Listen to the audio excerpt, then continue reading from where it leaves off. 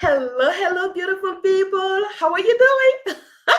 I am super happy to be here and I hope you are too. So, today I have an incredible speaker.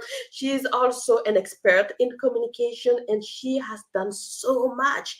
She's been traveling to impact more and more people to elevate the leadership in everyone. And she's particularly passionate about helping women. But I am going to let her introduce herself. Her name is Monique Russell. Please, Monique, please introduce yourself and let us know why you're passionate about what you're doing, and a little bit more. Hi, Flora. I am Monique Russell. I am the founder and CEO of Clear Communication Solutions. And we help leaders and teams basically keep their top talent engaged. We use effective communication skills, tools, and strategies, deliver them through workshops, executive coaching, and professional speaking to help individuals learn how to have more productive and positive relationships at home and at work. And I'm I love happy to it. be here today. There you go. Love it. I am so happy that you've decided to join us. So, this talk is going to be a little bit, as I saw your path, as I am seeing some of the impact you have all the way, like globally, excuse Mhm. me, globally. She's not Mhm. just acting and supporting people in the United States where she lives. She's been in few places. Can you name some of the few places you've been so far? Yeah, sure. So I think it's important for me to share that I am a multicultural and a multinational human being. I grew up in the beautiful islands of the Bahamas. My mom's from the Bahamas, my mom's side. My dad is from Nigeria. I'm married to my husband, who is from Togo, and I live here in the United States of America. So, being someone that is intrigued about cultures is definitely in my DNA. I live it and I work it 24/7.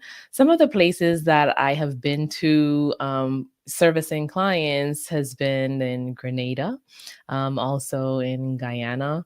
Most recently this year, I was in Abu Dhabi. I was speaking at a Global Media Congress conference, and I have had the privilege and opportunity to work with people in Nigeria, in Ghana.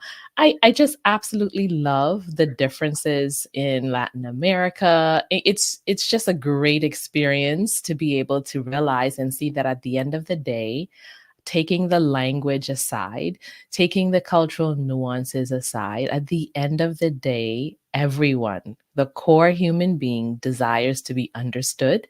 They desire to connect. They desire to feel valued and appreciated. And leadership and communication tools and skills can help us to achieve that. I love it, love it. One thing for sure that stood up when you were sharing about your multicultural sides, if I can say it that way. I probably have to refine my vocabulary, but I'm just going to take it as is. Uh, One thing that stood up to me is the fact that you are open to embracing different people, right?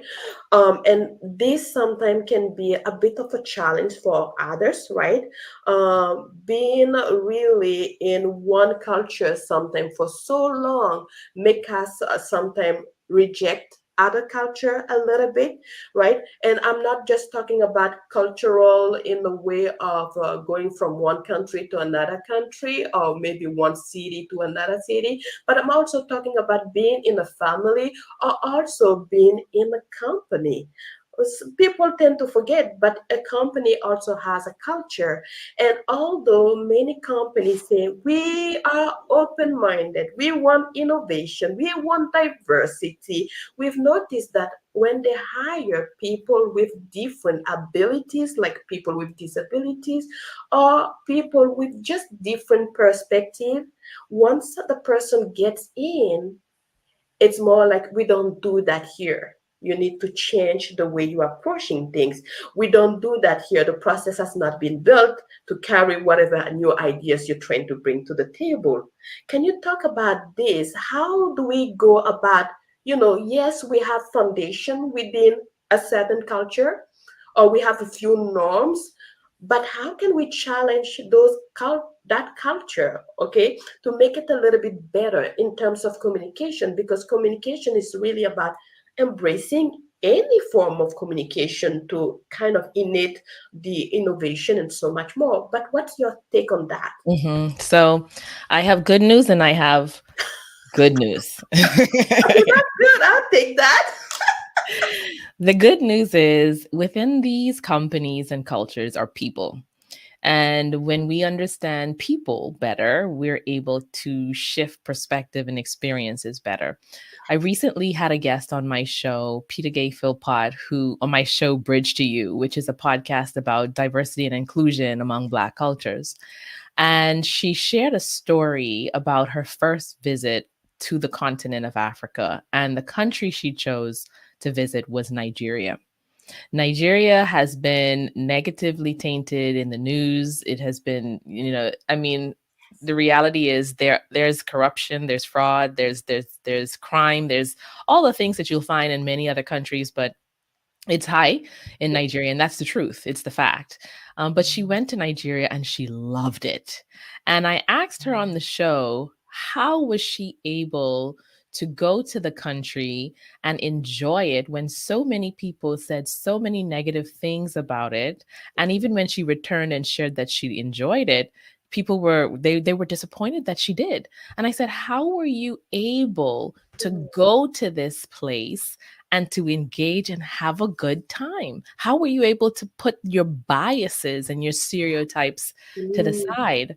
And what she said was she was able to do it because she had experienced and lived among and worked with people who were from Nigeria and had a great experience. She went to school. Her executive MBA program was with people who were students who were from Nigeria. She met people from her church who had gone to, who were from Nigeria. So yes. she had experiences with people Mm, beyond the stereotypes, yes. beyond what the media had shared. She had a human to human Mm, experience, right? mm, yes. And that's how we engage beyond the stereotypes. We all have them. We have biases. Yes. I can tell you countless stories of where my biases showed up, and they showed up strongly. And Mm, I had to actually check myself and say, well, no, let me just continue and see what happens. Let me just continue and see what it's like.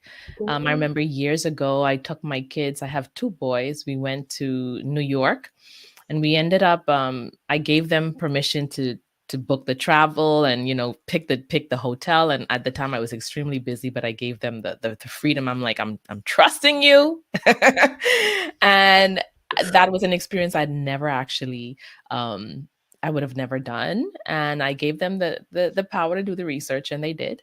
And I booked the room, and we got there, and we were in a part of Chinatown. And I didn't actually do the research before I got there. And then I got to the hotel, and all the bias and all the negative things that came up about how Chinese people don't like Black people, how they're mhm. going to treat you so negatively, blah, blah, blah, blah, blah. All of that came up. And I said to myself, we're going to another hotel. And I saw the look on their faces. And I said, no, I can't do this. So we stayed. We stayed, and we not only stayed, but we had such an incredible experience. And they Wow. were young. They were young at the time. And that experience helped me to shift my perspective, shift my bias. And of course, I've had many, many great experiences after that. But the stereotypes are there. Sometimes they have some truth to it. But how do we engage beyond stereotypes in a work environment? We see people at the human level. And the second, willing to go beyond the discomfort that we feel when our bias initially kicks in. I love it. I love it. I can so relate to that. I one story very quickly. As you mentioned, for example, your own experience is. I was so scared the first time I went to Mexico when I met you. Actually, I was super scared because I've heard so much things about Mexican, the drug, the cartel, the this and that, the kidnap kid, the kidnap people. I was like, I don't know if I can do it, but because we were going also for a leadership conference and meet and training, I was like, I can't let this hold me back. But I was freaking out, and my husband was like, "Are you sure you want to go with all that we heard?" And I said, "Yes, because I'm pretty sure it's gonna be good." And he's like, "You will go to a snake cave because they said it's good." And I said, "I don't think it's a snake cave, but you know."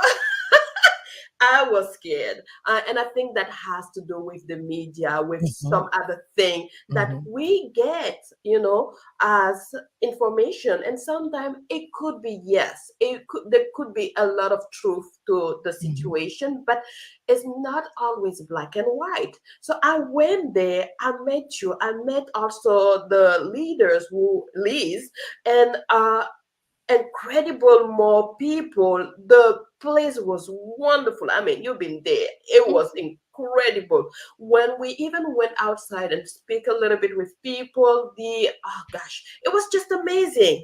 It was so amazing that I went the second time with my family. And they were like, "Is Wow. this Mexico?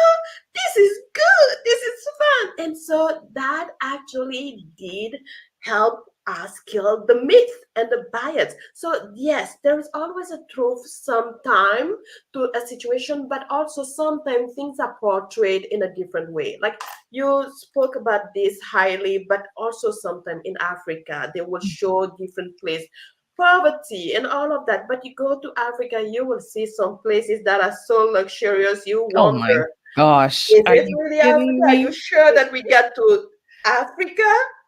Yes, there is Mhm, always that difference. So you always have to owe to yourself to have an open mind and explore first and make your decision. And sometimes even your first reaction to something, yes. even if it's negative, might not apply all the time. It could be that you just bump on a very nasty, Yes. person with their own baggages, but you have to be open minded. But I like what you said about it. One thing that I want to go back to is around the fact that communication is such a huge key in everything that we do. And I wonder about internal communication. You know, sometimes we don't talk about it, but where is our mindset when we're hearing information or when we're using some of those information to limit our own self? Because to be honest with you, if I had accepted fully the fact that Mexico was really bad, I wouldn't have gone to the leadership conference, but I was not ready to accept that, at least not fully. And I'm so glad I did.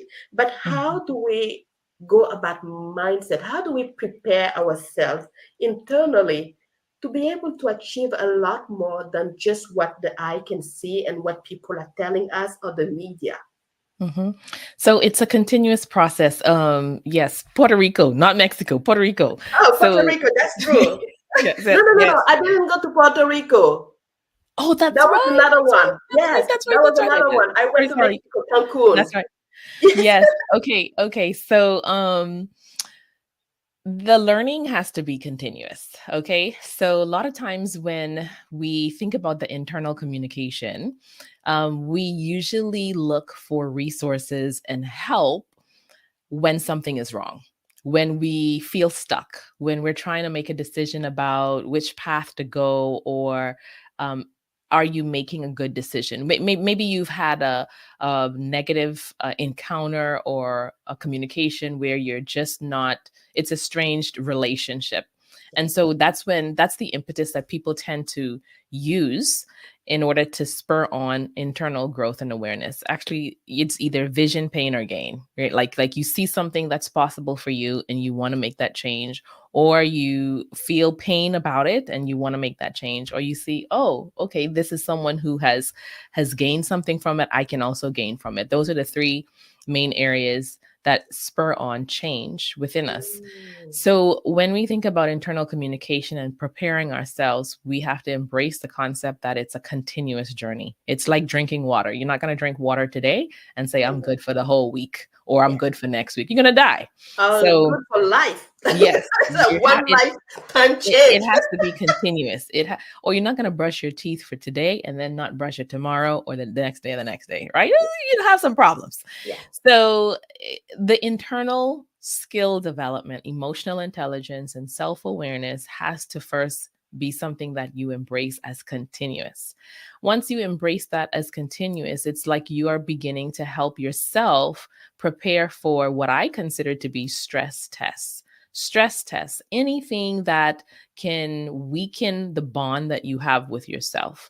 It can be an illness. It can be, financial instability. It could be wayward children. It could be difficult time with your partner, your spouse. It could be not being elevated in your job, whatever it is. It's a stress test of life, stress test of relationships, and also internal stress tests that you're going through. And when those things come up, they will challenge the way you see yourself and how you view your thoughts or those limiting beliefs or limiting ideas, I should say, not even beliefs, but these limiting ideas.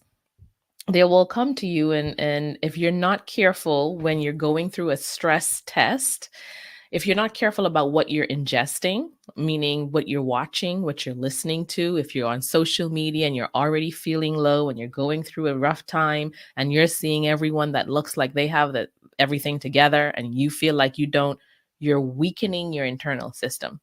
So Mhm. it's important that you pay attention to what you're watching. It's important that you pay attention to what you're listening to.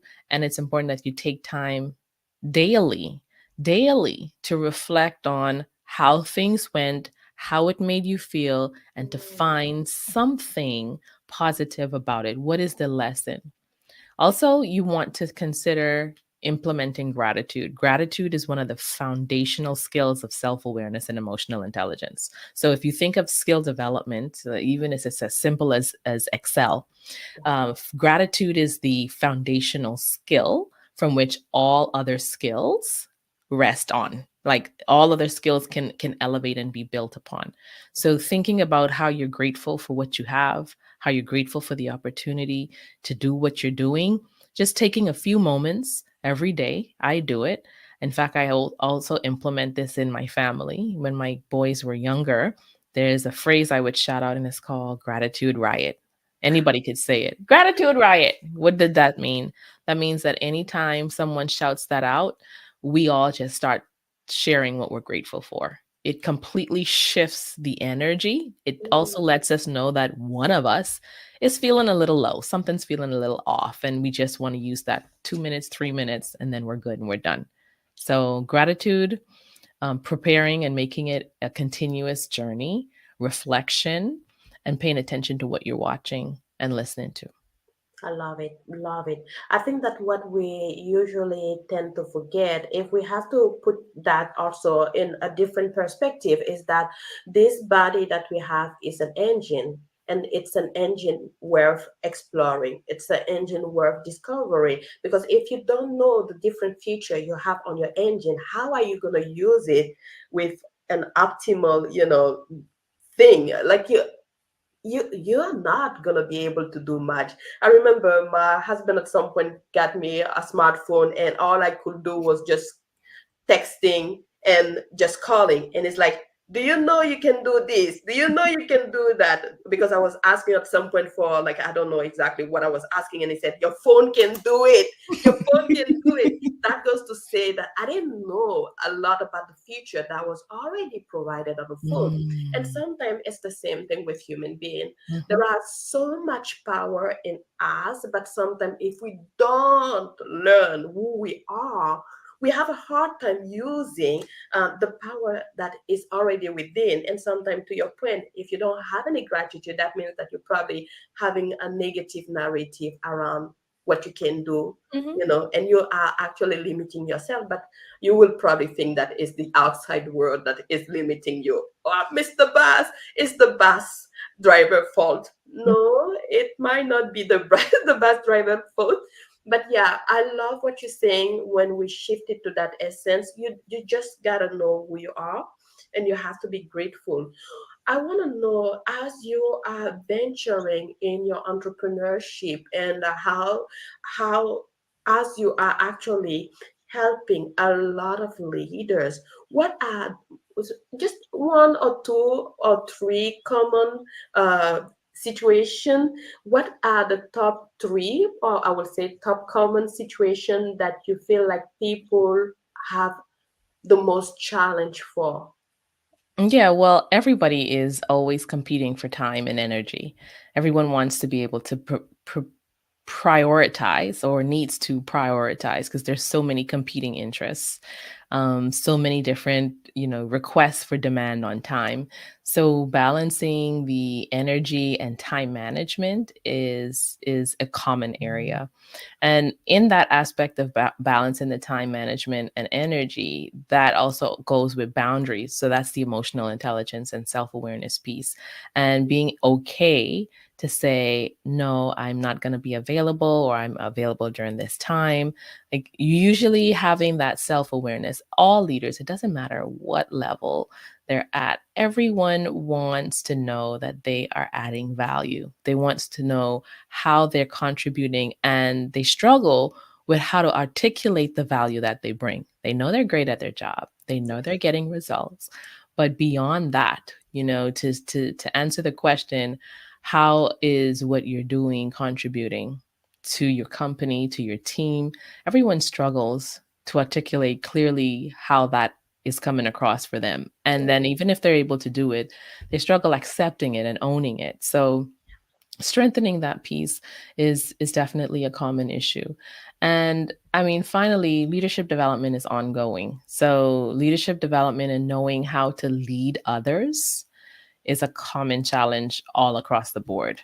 Mhm. Being able to delegate effectively, being able to, handle multi-generational team in the workplace. It's all leadership. So those are the common areas, and I get to work with leaders and their teams to help them have more insight into why they're doing that, and to how to be more effective when they're connecting with each other. Oh, I love it. I love it. I think that it's such an important topic to be able to create a little bit more success and also a good balance in the culture of the team or Mhm. in the culture of the company that they are looking forward to see more success for. Mhm. One thing that comes to mind, especially when we are discussing, you know, helping, supporting others. We all know that different people have different ways of taking information, right? Some people, you might say something very kind and they will see it in a different way just because of their upbringing. How do you cope with that? I remember, for example, I had a chance to work with an incredible leader, and each time I was trying to be very helpful and going out of my way, I felt like she thought was through my approach was saying that she was not competent or the team was not competent because I'm always like, oh, I can give you that, I can give like, and so and then I was very surprised about the way she took this kindness of my part. Why am I supposed to think that the team is not, competent? I'm just adding value because per se, and knowing myself, I'm a giver. I'm just a giver. I'm like, Mhm. I see something is not working, I would say, oh, maybe there is this solution. I see something and I'm like, oh, maybe you should try that. That's why I love creating something, piece of videos, or I'll just text and share article that can help someone else. But I'm not sure if that came from her own perspective and experience from the past, Mhm. and she did at some point judge me on the fact that I was probably doing that because I'm thinking her or the a few people were not competent, but that had nothing to do with that. And so when she said that, I was taken aback, and I was like, where does that come from? Am I really communicating in a way that sent her that message? So I was quite surprised, but I don't know. Have you ever encountered a situation like that where there is a Mhm. miscommunication, and how do you handle that so that everyone is clear? That's not what the intention of this gesture is for. Yeah, I mean, all the time, absolutely. So, I mean, like if I were working with you in this team, this leader, I would definitely want to know like what the outcome of the conversation was in terms of how you both interpret the different behaviors and actions that each other would do. I'd look at the ultimate goal of whatever it is that you're trying to achieve, and also taking a look at both of your styles. So it's like excuse me, it's like starting from that top and then going and peeling the layers all the way down. I'll give you an example. I remember I was called in to lead a team, well, to facilitate a merger for two small businesses. The one company, they were working with this guy, and he ended up starting another company, and they wanted to merge their companies.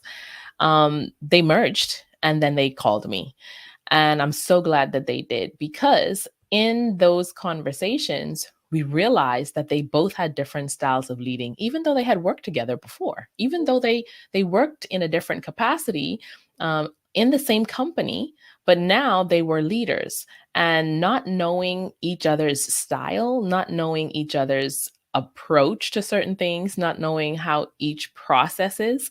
One was like the big visionary, like putting all the stops out, giving a lot of information. And the other one was more reserved, more laid back. And those types of energy and personalities, it's not that they don't have something to say or they don't, want to actually participate, but they're not going to be as forceful.